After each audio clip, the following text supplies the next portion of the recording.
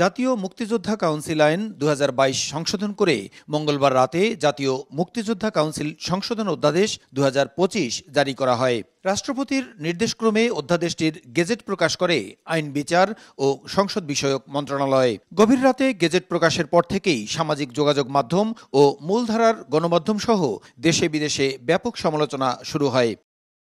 অধ্যাদেশে বীর মুক্তিযোদ্ধা ও মুক্তিযুদ্ধের সহযোগীর সংজ্ঞায় পরিবর্তন আনা হয়।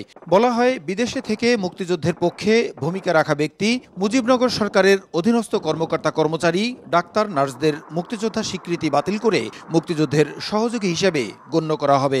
এছাড়া স্বাধীন বাংলা বেতার কেন্দ্রের শিল্পী ও কলাকুশলী এবং দেশে বিদেশে মুক্তিযুদ্ধের পক্ষের সাংবাদিক এবং স্বাধীন বাংলা ফুটবল দলও মুক্তিযুদ্ধের সহযোগী হিসেবে বিবেচিত হবে।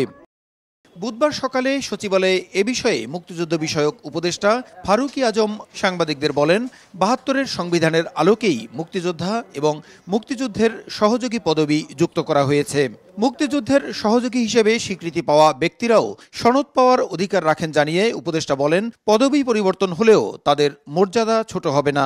মুজিবনগর সরকারের অধীনে যে সমস্ত বেতনদারী কর্মচারীরা ছিল তাদেরকে বলা হয়েছে সহযোগী, সরকারকে বলা হয়নি। সর্বাঙ্গীনভাবে এইটাকে মর্যাদাশীল করা হয়েছে। এটা এই নয় যে যারা সহযোগী মুক্তিযোদ্ধা হবেন তারা মর্যাদা ক্ষুণ্ণ হয়েছে, এটা মোটেও না। এদিকে শেখ মুজিবুর রহমান সহ জাতীয় ৪ নেতার মুক্তিযোদ্ধা স্বীকৃতি বাতিল হয়নি ব্যাখ্যা দিয়ে উপদেষ্টা বলেন, মুক্তিযুদ্ধ পরিচালনা করা মুজিবনগর সরকারের সঙ্গে যুক্ত সবার মুক্তিযোদ্ধা স্বীকৃতি থাকবে। মুজিবনগর সরকার ও উক্ত সরকার কর্তৃক স্বীকৃত অন্যান্য বাহিনী তারা সবাই মুক্তিযোদ্ধা হবেন।